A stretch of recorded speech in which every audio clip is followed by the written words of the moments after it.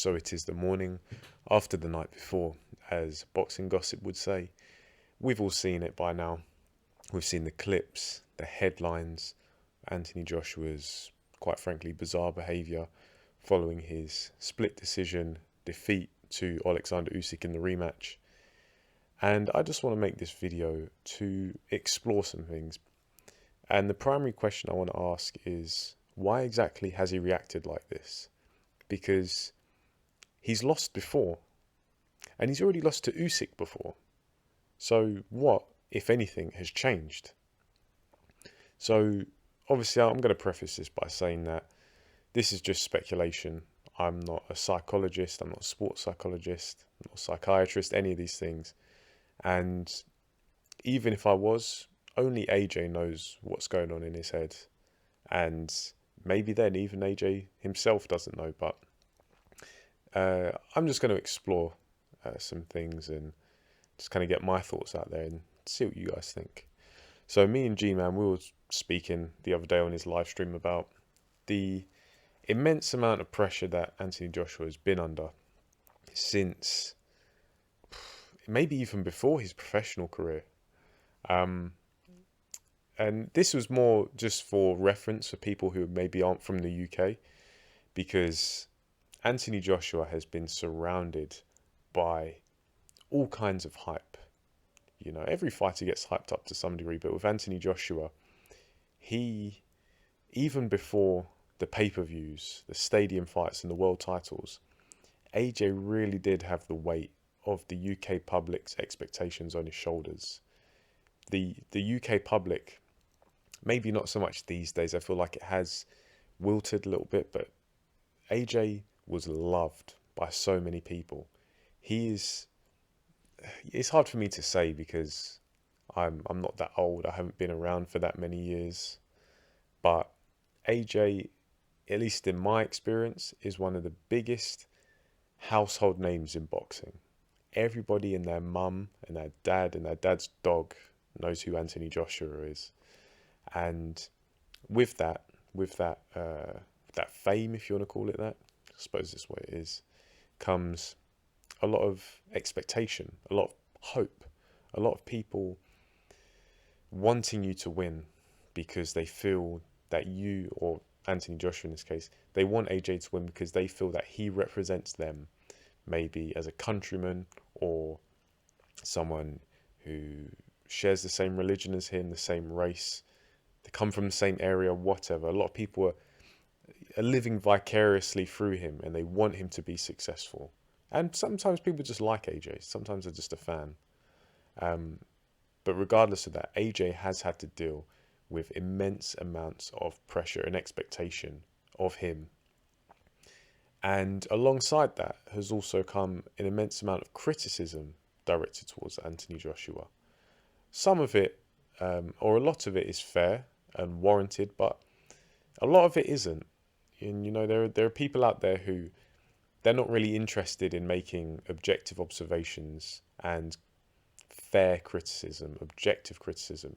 Sometimes they just want to direct their insecurities and their self-hatred onto someone else because they have a sad reality, maybe. But I'm not going to get into that. But this is what Anthony Joshua has had to deal with for a long time. And all of this good and bad treatment that he's received from the boxing public and UK public, all of this is alongside being a competitor in what I think all of us here can agree is probably the hardest, if not one of the hardest, if not the hardest sport of all time, which is boxing. And this is a sport where there is no room for doubt. This is a sport where, and this isn't hyperbole, where you battle another man until one of you submits. And yeah, you have your teams, you have your trainers, your nutritionists, the people that help you to prepare, your strength and conditioning coaches. But when the bell goes, it's you and the other man.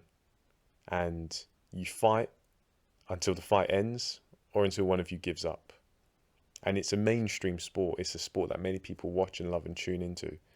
But just because it's mainstream and it's common doesn't take away from how extreme a sport it is. And it's an extreme sport. that can bring out some extreme reactions from people. And now some people may look at Joshua's behavior and they'll say that it's a bad sign. He's cracking mentally, and this is some kind of mental breakdown. I think time will tell regarding the severity of it. But all other people also say that an opponent, or maybe various opponents, can use this as ammunition against him in the lead up to future fights, to get under his skin, to unsettle him, to get him in an emotional state of mind where he can be vulnerable and capitalized on. And others see crying and emotional reactions in general as weakness, and particularly being devoid of masculinity. That's a bit of a common theme that you find these days. However, the way I look at it, and this is just my objective opinion, is that AJ, for all his faults, he is one of the most dedicated fighters and athletes in the sport of boxing. One of the most dedicated fighters in boxing, one of the most dedicated athletes across any sport. You can see it, he's always meticulous in his preparation, always gunning for the toughest challenges, always very honest about his performances.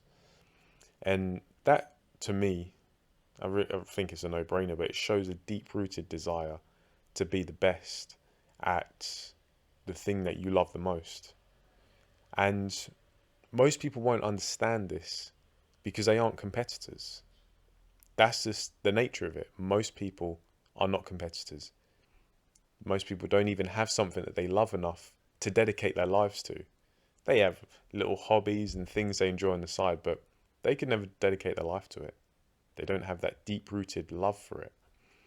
And in case you're one of these people, imagine you've never had anything you've dedicated yourself to. I want you to envisage this scenario in your head where imagine loving something so dearly that you dedicate every waking hour to doing it. And if you're not doing it, you're thinking about it. And your life just revolves around this one thing. Only for another man to come along who has that same love as you, and he bests you. He proves his superiority. This can be traumatic stuff. I know we see boxing as the entertainment and the sport, and it's easy to kind of just get caught up in the wins and the losses, but behind these wins, these losses, behind every fight, behind every preparation for a fight, you have fighters that are putting blood, sweat and tears into trying to be the best, trying to change their lives and really gain respect and honor and do all these things just out of sheer love and desire for their sport, in this case boxing. And when you fall short, when your opponent proves to you and to everyone else who's watching that they love it more than you, that they're better than you, it can, as I say, it can be traumatic, and it can make you question yourself and your reality. You know, am I really the man that I think I am? Do I really love this as much as I thought I did?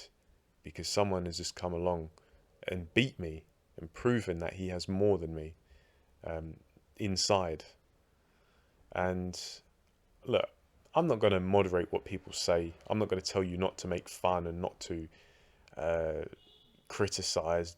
Do what you want. Say what you want. I'm not your mum. I'm not your mummy. I'm not going to baby you. But there are a lot of people, especially on the internet, and since last night, they've been talking that talk. And I think it's important to recognize that these are people who have never put themselves out there. You know, they're not go-getters.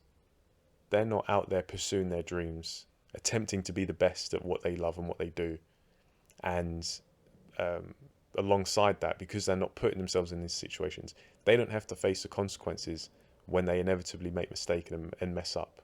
Because that's what happens in business, in life, in sport. Sometimes you F up, and you F up big, and you fall short. And it's hard. It's hard because you have these dents in your confidence, your ego, and it can change how you perceive yourself as a person. This is serious stuff we're talking about. And obviously, the deeper the love and the desire goes, the harder it can hit you. And now, a lot of people are going to say that that's an unfair comparison because I'm talking about an elite heavyweight fighter in comparison to the average Joe. Yeah, I agree. That's not really a fair comparison. The average Joe is average for a reason. An elite heavyweight fighter is special. An elite fighter, an elite athlete of any kind, elite operators across the board. But how about if we compare two elite level heavyweight fighters to each other? Because let's not forget, it wasn't a million years ago when Tyson Fury, the Gypsy King, was going off the rails, spiraling out of control, in just a manic depressive state, constantly on binging cocaine and alcohol and looking like just an absolute mess of a man, talking about suicide, talking about killing himself. That was a severe moment of weakness, a severe moment of mental weakness from Tyson Fury. And nobody criticized him.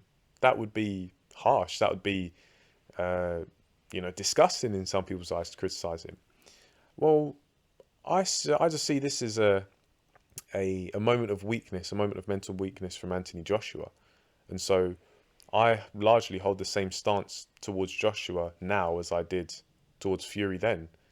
It's just what happens sometimes because these fighters, they're special. We watch them, we tune in, we admire their athletic prowess, their dedication to such a brutal sport. But they are just people after all. They're special people, but they're still just human beings, man. So, look, off the back of this video, I can kind of anticipate it. I'm going to get accused of being an AJ fanboy and an AJ empathizer who's just defending his behavior and wants to see him get to the top of the tree and nothing's wrong and it's all hunky-dory. No, that's not the case. You guys know I'm all about objectivity. I'm not here to fanboy. I have no interest in fanboys. I don't even like really talking to fanboys. And as I say, that just couldn't be further from the truth. My love and appreciation goes to the sport. It goes to the sport of boxing first and foremost. But in turn, who makes boxing what it is? Who makes it? It's not the promoters, it's not the managers, it's the fighters. The fighters, the men who are putting their lives on the line for our entertainment. And yeah, nobody forces them to do that. But we still tune in. We still pay money to see these guys damage their health, potentially lose a bit of themselves every time they step in the ring. Because at the end of the day, these guys are just pursuing their desires. They're trying to change their lives. And they do so, and they're able to because we pay money. So it's all about just appreciating what boxers in particular go through. Because boxing is not an easy sport. I know a lot of you guys here, you've probably never laced up a pair of gloves. And that's fine. Like, if you don't want to box and you just want to sit back and watch, that's okay.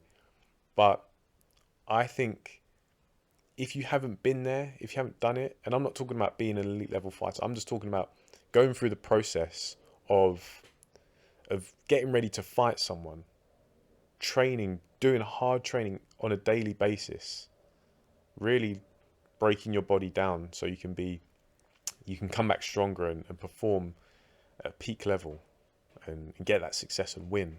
That's hard. And I don't know, I feel like sometimes people aren't always able to empathize with that because they haven't done it. But, you know, people like Anthony Joshua, Tyson Fury, all these top level fighters, they're doing this. They're doing this hard stuff, this hard training, this hard fighting, which, as I say, it's hard in its own right. But then they're doing it in front of an audience that doesn't necessarily understand what's gone into it and that can't sympathize or empathize properly. So that's just my thoughts. It's going to be interesting to see where Anthony Joshua goes next from here. Personally, I suspect that Anthony Joshua's still got quite a bit to give. But I think what's best for him right now is if he takes a break and he just takes a step back, you know, a year, 18 months maybe, just to reflect more than anything and find out, does he really want to carry on? That kind of just self-reflection and introspective thought. And if he wants to stay in boxing, what changes does he have to make? Because that's the thing, you can only make so many changes, and sometimes you can make a change and it's the right thing, but you don't necessarily know if it was that one thing because you've changed so many things at once. So we'll see. But let me know what you think in the comment section below. What do you make of Anthony Joshua's behaviour? What do you think the reason is behind it? And what do you think he should do next? Where do you think he goes? Leave it down in the comments and I'll get back to you. Thanks for listening as always, and I'll catch you in the next video.